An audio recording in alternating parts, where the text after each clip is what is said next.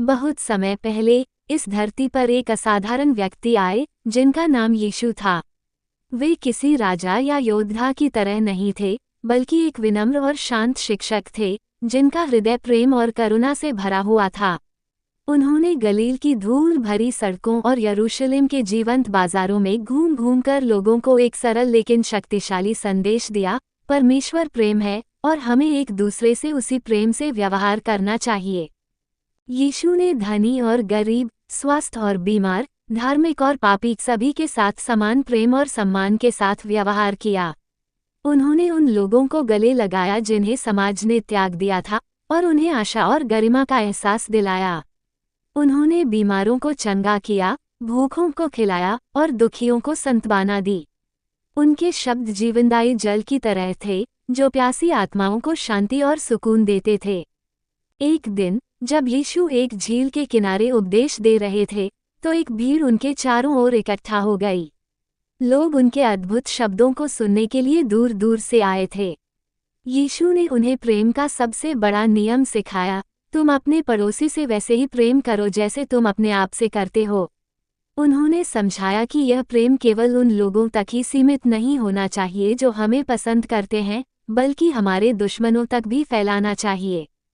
यीशु ने कहानियों के माध्यम से अपने संदेश को और भी प्रभावशाली बनाया। उन्होंने एक दयालु सामरी की कहानी सुनाई जिसने एक ऐसे व्यक्ति की मदद की जिसे लुटेरों ने घायल कर दिया था, जबकि धार्मिक माने जाने वाले लोग उसे अनदेखा कर गए थे। इस कहानी से यीशु ने सिखाया कि सच्चा पड़ोसी वह है जो ज़रूरत में दूसरों की मदद करता है, भले ही वे अलग पृष्ठभूमि या विश्वास के हों। यीशु ने क्षमा के महत्व पर भी जोर दिया। उन्होंने सिखाया कि हमें दूसरों की गलतियों को माफ़ करना चाहिए, उसी तरह जैसे परमेश्वर हमारे पापों को माफ़ करता है। उन्होंने एक ऐसी स्त्री की कहानी सुनाई जिसे व्यभिचार के आरोप में पकड़ा गया था।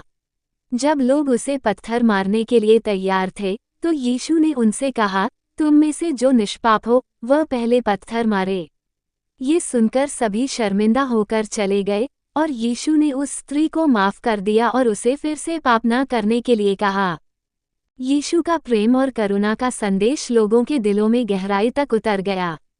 उन्होंने अन्याय के खिलाफ आवाज़ उठाई और उन लोगों का पक्ष लिया जो हाशिए पर थे।